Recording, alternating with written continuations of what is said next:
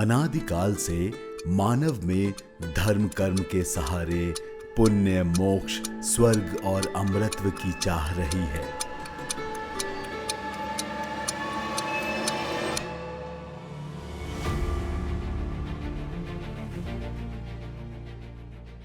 पौराणिक कहानियां भी इन्हीं शब्दों के इर्द गिर्द घूमती है। माना जाता है कि जो व्यक्ति कुंभ में स्नान करता है उसके सभी पाप नष्ट हो जाते हैं और वह जन्म मरण के चक्र से मुक्त होकर मोक्ष प्राप्त कर लेता है। कुंभ स्नान से पितरों को शांति मिलती है और उनका आशीर्वाद भी प्राप्त होता है। कुंभ स्नान करने से व्यक्ति बैकुंठ का अधिकारी बनता है। शास्त्रों में भी कहा गया है, अश्वमेध सहस्त्राणे वाजपेयी शतानि च लक्ष प्रदक्षिणा भूमे कुंभ स्नानेन तत्फलम। 1000 अश्वमेध यज्ञ, 100 वाजपेयी यज्ञ या पृथ्वी की 1,00,000 परिक्रमा करने का जो फल मिलता है वही फल कुंभ स्नान से प्राप्त होता है। क्या आप जानते हैं कि माघ और कुंभ मेले में कल्पवास का महत्व और भी बढ़ जाता है। अनुकूल ग्रहों की उपस्थिति से व्यक्ति के सुखद भविष्य का मार्ग प्रशस्त होता है।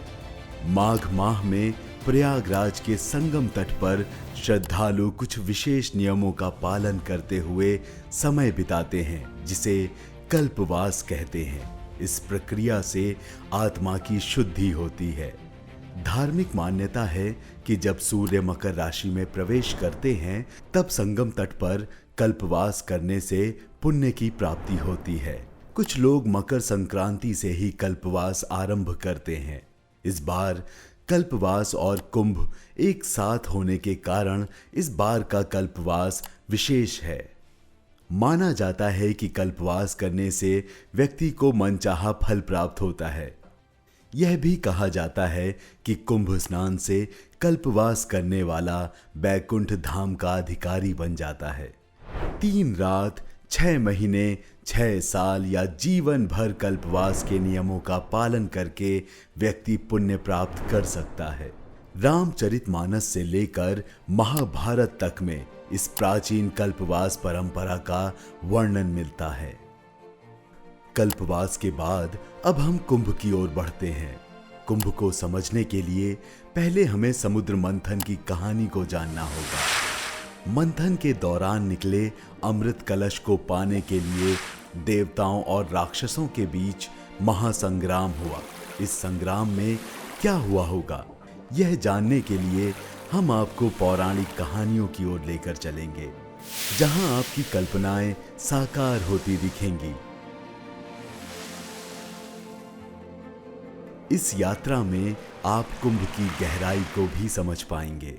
समुद्र मंथन की एक प्रचलित कथा के अनुसार अमृत कलश के अमृत की बूंदें प्राप्त करने के लिए देवताओं और राक्षसों के बीच कई दिनों तक युद्ध चला। युद्ध के दौरान देवता राक्षस जब अमृत कलश के लिए संघर्ष कर रहे थे, तब इंद्र ने अपने पुत्र जयंत को संकेत दिया कि वह अमृत कलश को लेकर भागे। जयंत कलश लेकर भागा तो राक्षसों ने उनका पीछा किया। 12 दिनों तक देवताओं ने राक्षसों से संघर्ष किया। इस दौरान बृहस्पति ने असुरों से कलश को बचाया, सूर्य ने कलश को टूटने से और चंद्रमा ने उसे छलकने से बचाया। फिर भी संघर्ष की उथल पुथल के कारण अमृत की कुछ बूंदें धरती पर गिर गईं।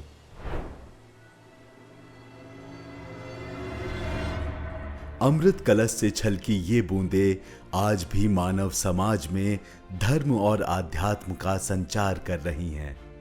पृथ्वी पर हरिद्वार, प्रयागराज, उज्जैन और नासिक वे 4 स्थान हैं जहां अमृत की बूंदें गिरी थीं और यहां प्रत्येक 12 वर्षों में कुंभ का आयोजन होता है। माना जाता है कि स्वर्ग का एक दिन पृथ्वी के 1 वर्ष के बराबर होता है, इसलिए कुंभ भी 12 वर्षों में आयोजित होता है। इनमें से 4 कुंभ पृथ्वी पर होते हैं, जबकि 8 कुंभ देवलोक में माने जाते हैं। हर 12 कुंभों के बाद महाकुंभ का आयोजन होता है, अर्थात 144 वर्षों बाद महाकुंभ पड़ता है। 2 पूर्ण कुंभ मेलों के बीच लगभग हर 6 वर्षों में अर्ध कुंभ का आयोजन भी होता है। इस अमृत कलश की रक्षा में सूर्य, गुरु और चंद्रमा विशेष सुरक्षा कर्मी थे, इसलिए इन्हीं ग्रहों की विशेष स्थितियों में कुंभ पर्व मनाया जाता है। इस बार प्रयागराज में कुंभ मेले का आयोजन 13 जनवरी 2025 से शुरू होकर 26 फरवरी 2025 महाशिवरात्रि तक चलेगा। महाकुंभ 2025 जो लेकर आ रहा है एक गहरा सत्य, केवल सनातन सूत्र चैनल पर।